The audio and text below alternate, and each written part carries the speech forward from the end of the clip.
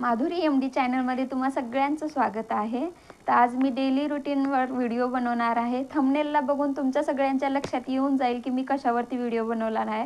तर ए to Z सगळं काही या व्हिडिओमध्ये आज समजणार आहे की मी घरामध्ये दिवसभर काय करते, डेली रुटीन काय असते माझं, रील्स कोणत्या टाईमला बनवते, कुठल्या जागेवर बनवते, हे 2-3 पॉईंट आहेत। आणि स्वतःला पण याच्यातून कसा वेळ देते, कसं नीटनेटकं राहते, घराला कसं स्वच्छ ठेवते।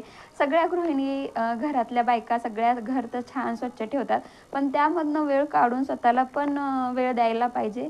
तर कसा द्यायचा, कसा वेळातला वेळ काढायचा, हे सगळं ए टू झेड मी आज दाखवणार आहे।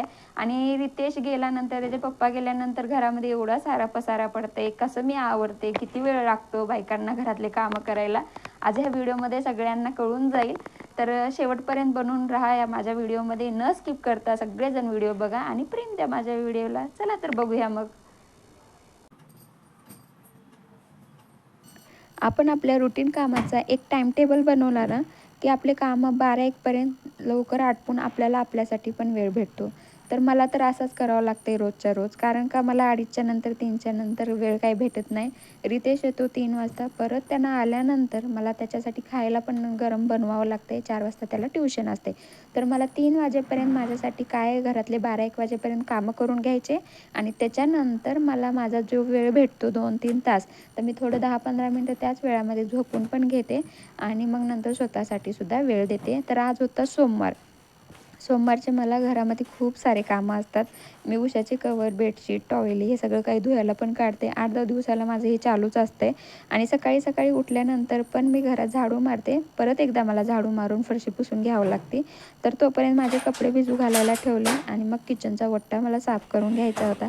सकाळी सकाळी भांडे घासून घेतले होते मी सकाळी सकाळी, त्यामुळे मला काही व्हिडिओ शूट करणं झालं नाही। रात्रीचे खूप भांडे पडलेले होते, काल संडे होता त्यामुळे भाजीपाला वगैरे साफ करून भांडे काही घासलेच नव्हते मी रात्रीला, त्यामुळे आज सकाळीच भांडे घासून घेतले। आणि सकाळी सकाळी तेवढ्या लवकर कोण शूट करणार आहे, तर ते काही शूट करणं झालंच नाही।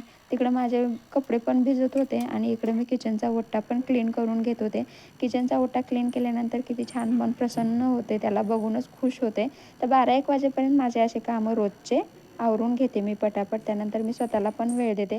आपण आपल्या केसांची, चेहऱ्याची काळजी घेतो, पण पायाकडे हाताकडे एवढं दुर्लक्ष होतंय। तर मी घरच्या घरीच आपलं होम रेमेडी अशा काहीतरी करते आणि मला करायला आवडते घरातल्या घरात आपलं आपलं काहीतरी। तर घरच्या घरीच मी करते, पार्लरला वगैरे असं काही पायाचं काही करून घेत नाही मी।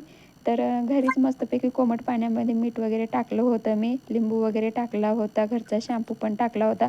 पण विशेष सगळे हे सगळं टाकायचं सगळ्यांना माहीत असेल, पण मी नखं ज्याने घासते ना ते व्हाईट कोलगेट असते, त्याच्याने इतके स्वच्छ नखं निघतात। तुम्ही एकदा नक्की ट्राय करून बघा त्या कोलगेटने।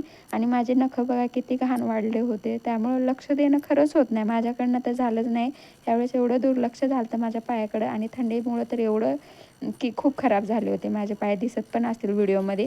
पण नंतर जेव्हा मी साफ केले, ब्रशने जेव्हा घासले, टूथब्रशने जेव्हा घासले ना, तर एवढे क्लीन आणि इतके स्वच्छ झाले होते माझे नखं। आणि ह्या कोलगेटनं खरंच, व्हाईट कोलगेटनं इतके छान निघतात ना, तुम्ही सगळेजण एकदा नक्की ट्राय करून बघा। आणि मग नंतर हे सगळं झाल्यानंतर छान पुसून घ्यायचे पाय आपल्या नॅपकिनने, आणि मस्तपैकी बॉडी लोशन लावून घ्यायचं। आणि मग नंतर छान असं एखादं नेलपेंट लावून छान पाय असे आपले ठेवायचे, छान पण वाटतात, आपल्याला पण छान वाटते। तर कसा वाटला माझा व्हिडिओ ते नक्की सांगा। तर भेटू नेक्स्ट व्हिडिओमध्ये, तोपर्यंत बाय बाय।